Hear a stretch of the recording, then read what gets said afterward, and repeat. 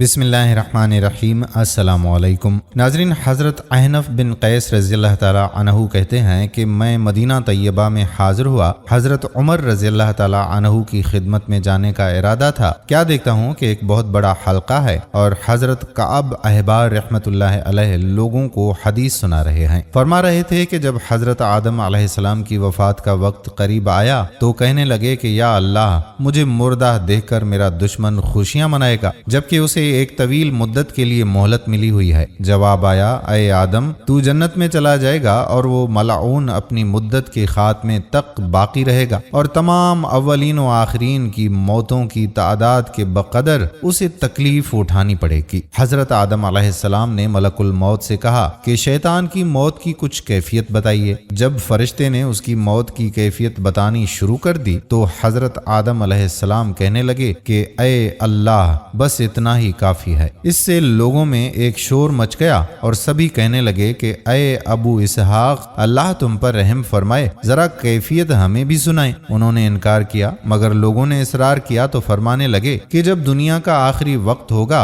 اور فتنہ کا وقت قریب ہو جائے گا، لوگ اپنے بازاروں میں باہم تجارت میں، جھگڑوں میں اور بات چیت میں لگے ہوں گے کہ ایک بہت بڑا دھماکہ ہوگا جس سے نصف مخلوق بے ہوش ہو جائے گی اور 3 دن تک افاقہ نہیں ہوگا، اور باقی آدھے لوگ اپنی عقلیں کھو بیٹھیں گے اور بدحواسی کے عالم میں کھڑے کے کھڑے رہ جائیں گے، جیسے بکری بھیڑیے کو دیکھ کر بدحواس ہو جاتی ہے۔ اسی گھبراہٹ اور بدحواسی کے اثناء میں ایک اور انتہائی سخت اور شدید آواز بجلی کی کڑک کی مانند سنائی دے گی، جس سے روئے زمین پر کوئی جاندار باقی نہ رہے گا۔ دنیا فنا ہو جائے گی، آدمی، جن، شیطان اور دیگر جانور سب کے سب ختم ہو جائیں گے۔ یہ تھی وہ مہلت جو اللہ تعالیٰ اور ابلیس کے مابین طے شدہ تھی۔ پھر اللہ تعالیٰ ملک الموت سے فرمائے گا کہ میں نے تیرے لیے اولین اور آخرین کی تعداد کے موافق معاون پیدا کیے، تمام اہل زمین اور اہل آسمان کے برابر قوت ایک تیرے اندر پیدا کی۔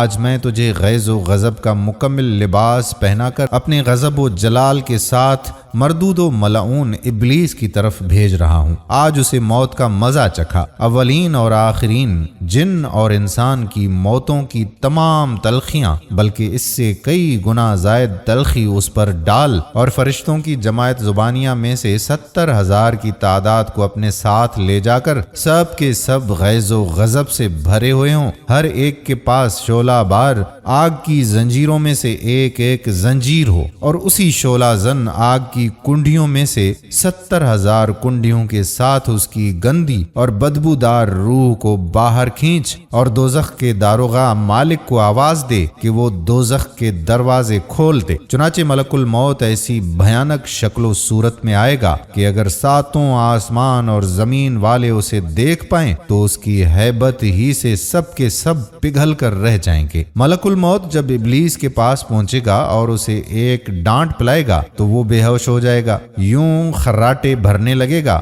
کہ اگر مشرق و مغرب والے سن پائیں تو ان خراٹوں کی بھیانک آواز سے بے ہوش ہو جائیں گے۔ ملک الموت کہے گا کہ او خبیث، ذرا ٹھہر جا، آج میں تجھے اتنے لوگوں کی موتوں کے بقدر مزہ چکھاؤں گا جتنوں کو تو نے گمراہ کیا۔ کس قدر عمر تھی جو تجھ کو ملی، کتنے قرن اور زمانے کے لوگوں کو تو نے گمراہ کیا، اور تیرے کس قدر ساتھی ہیں جو جہنم میں پڑے ہوئے ہیں اور تیری رفاقت کے منتظر ہیں۔ یہی وہ وقت ہے جو تیرے رب اور تیرے درمیان طے شدہ تھا۔ اب بھاگ کر کہاں جانا ہے؟ وہ ملعون مشرق کی طرف بھاگے گا، مگر ملک الموت کو سامنے پائے گا۔ وہ سمندروں میں غوطہ لگائے گا تو وہ اسے قبول نہیں کریں گے بلکہ باہر پھینک دیں گے، اور ملک الموت وہاں بھی موجود ہوگا۔ غرض کل روئے زمین پر بھاگے گا اور اسے کوئی پناہ گاہ اور نجات کی صورت دکھائی نہ دے گی، بلکہ وسط زمین میں حضرت آدم علیہ السلام کی قبر کے پاس آ کر کھڑا ہو جائے گا اور کہے گا،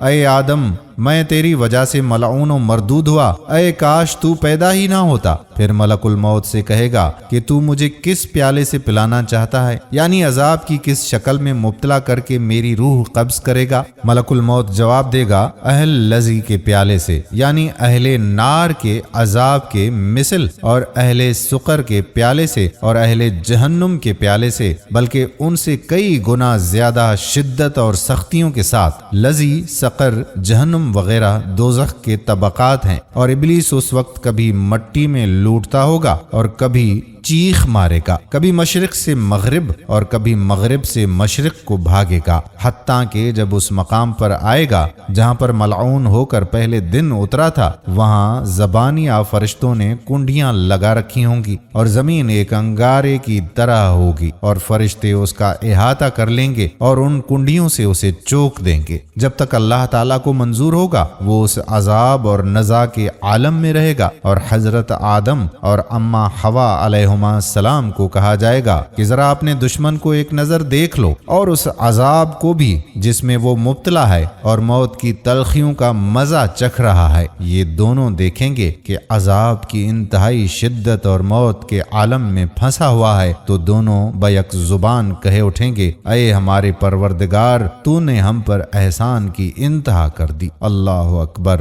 دوستو دعا ہے کہ اللہ تعالیٰ موت سے پہلے ہمیں موت کی تیاری کرنے کی توفیق عطا فرمائے، آمین۔ دوستو ویڈیو کو شیئر ضرور کریں۔ آنے والی ویڈیو تک اپنے میزبان قادر بخش کلہوڑوں کو اجازت دیجیے۔ اللہ حافظ۔